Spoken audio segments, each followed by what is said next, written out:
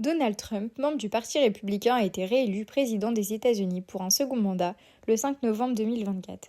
Le président sortant, le démocrate Joe Biden, s'était attiré la colère de millions d'Américains en raison de sa gestion de l'économie, jugée défaillante par certains.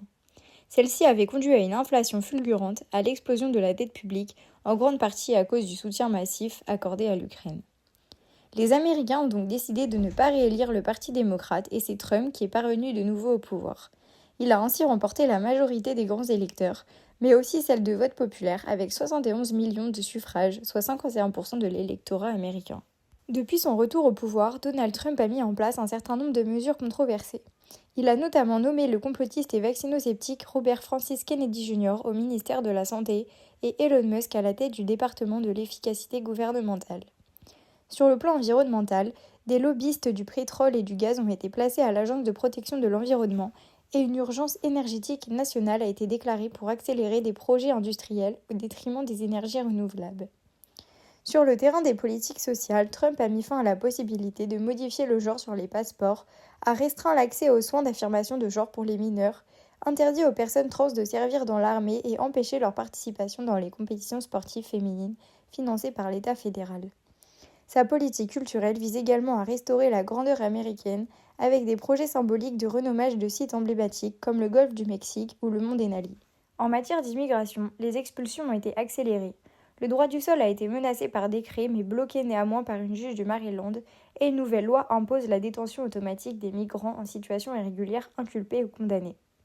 Sur la scène internationale, le président a exprimé son intention d'annexer plusieurs territoires étrangers. Sur le plan économique, des taxes douanières ont été imposées sur l'acier, l'aluminium et les automobiles, provoquant des tensions commerciales notamment avec l'Union européenne et la Chine. En moyenne, Trump signe 1,6 décrets présidentiels par jour. Les effets ne se font pas attendre. Recul du tourisme de 5%, inquiétude croissante chez les Américains, chute de la confiance des consommateurs et correction des marchés financiers avec une forte baisse des principaux indices à Wall Street. Pourtant, malgré un rattachement de l'électorat au programme et à la personnalité de Donald Trump, une partie croissante de la population se dit déçue de son action. Parmi ces électeurs déçus, les parents de Wilmer, résident de l'État de Floride. Pour mieux comprendre les répercussions de cette élection sur la vie quotidienne des Américains, nous avons décidé de poser quelques questions à Wilmer. Bonjour, tout d'abord, pourquoi êtes-vous parti des États-Unis pour arriver en France ? Moi, je partis des États-Unis quand Trump s'est arrivé la première fois en présidente. Ça fait longtemps, c'est la première fois, ça fait presque 10 ans que Donald Trump est arrivé à président pour la première fois. Et ça, c'est le temps que je partais des États-Unis avec mon ex-femme, parce que nous vu, déjà, il commençait à faire n'importe quoi avec les pays, d'autres choses, et comme il parle, c'est ça que mon ex me dit, moi, on est parti en France, parce qu'en France, c'est mieux, la sécurité française, c'est mieux qu'aux États-Unis, parce que c'est très cher, et ouais, c'est ça, comme je partis avec mon ex-femme pour venir en France. D'accord. Et l'élection de Trump a-t-elle eu des impacts positifs sur la vie des habitants aux États-Unis ? Oui, mais comme je dis, pour les gens les gens normaux, oui, il y a un grand impact, mais pour les gens qui sont riches, ils portent pas parce qu'ils sont déjà dérangeants. Pendant l'appel avec votre maman, elle nous a confié que c'était vraiment très dur économiquement aux États-Unis depuis l'élection de Trump. Est-ce que vous confirmez cela ? Elle me dit, moi, pour chaque semaine, imagine, pour moi, ton père a fait des courses de 200, 300 dollars chaque semaine pour les gens à la maison, tu vois. Et j'ai dit, ben, wow, c'est un choc, c'est vraiment, je comprends pas comme tu as un père pour rester aux États-Unis comme ça. Et parce que par exemple, les œufs, ils étaient à 1 dollar et aujourd'hui, ils sont environ à combien ? Par exemple, là, mon mère me dit, ils sont presque 18 dollars. Est-ce qu'il y a eu des soucis économiques suite à l'élection de Trump à cause de la réduction de l'immigration aux États-Unis ? Par exemple, je vais dire oui parce que je pense que c'est le problème de l'agriculture. Je sais pas si je comprends les questions. Si, c'est Mais ça. c'est par exemple l'agriculture aux États-Unis ou le site de le grand appartement qui sont faits des constructions, ils sont vides. Tu sais, il y a par exemple il y a une grande comme ça dit neighborhood en français. Par exemple, c'est un grand projet pour construire beaucoup de maisons. Et chaque fois, toujours, c'est les gens mexicains qui font le travail comme ça. D'accord. Mais maintenant, comme il y a le problème avec le ICE, tu sais, le ICE, l'immigration... Oui, il a réduit. Oui. Et maintenant, comme il y a le problème de ça, tout le travail, tout l'agriculture sont vides. Il n'y a pas personne qui fait le travail parce que les gens qui sont là, c'est les gens qui sont américains, qui sont citizens, quoi. D'accord. Mais normalement, il y a beaucoup de gens qui font le travail, qui sont là, qui sont mexicains, qui sont de Pérou, non pas Pérou, ou Colombie, quoi, tu sais. Mais ils sont pas là parce qu'ils sont pas des papiers pour travailler. Et après le ICE, ils sont toujours passés en voiture cachée. Tu vois, c'est pas en voiture de police, mais en voiture normale. Et après, ils sont passés pour voir s'il y a quelqu'un qui travaille sans papier.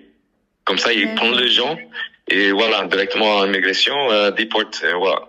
La même chose avec l'agriculture parce que par exemple, en Floride, c'est le pays pour le jus d'orange. Les fruits et tout ça, parce qu'en Floride, c'est que de orange là-bas. D'accord. Et je sais, mon cousin, ça fait longtemps que je l'ai pas vu, mais il fait le travail comme ça. Et lui, il me dit, moi, que il allait pas en travail parce que comme lui, il est pas papier, il est pas allé parce que il a peur que le ICE, il va venir chercher les gens comme ça.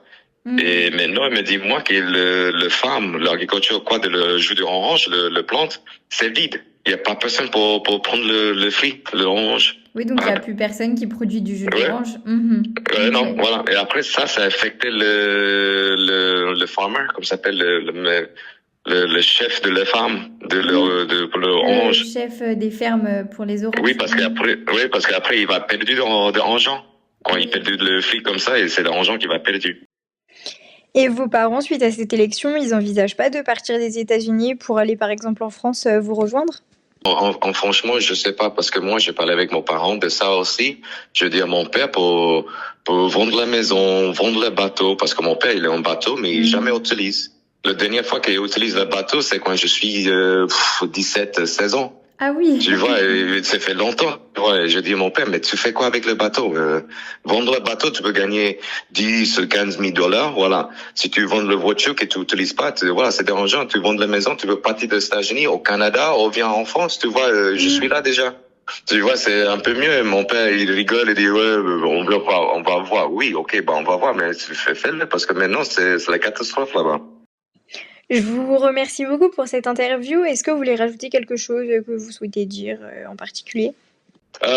Mais non, mais c'est juste que j'ai déjà dit merci parce que comme ça, pour toi, pour le podcast que tu fais, c'est comprendre que pas tous les Américains sont pas nuls. Comme moi, je suis Américain, mais j'ai voté déjà aussi pour cette année, mais tu as vu, Kamala Harris, elle n'est pas gagnée parce que voilà, il y a beaucoup de gens qui sont votés pour Donald Trump.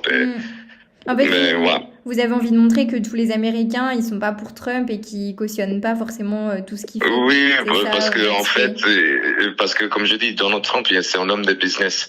Lui aussi, il connaît comment manipuler les gens. Et c'est ça qu'il est fait.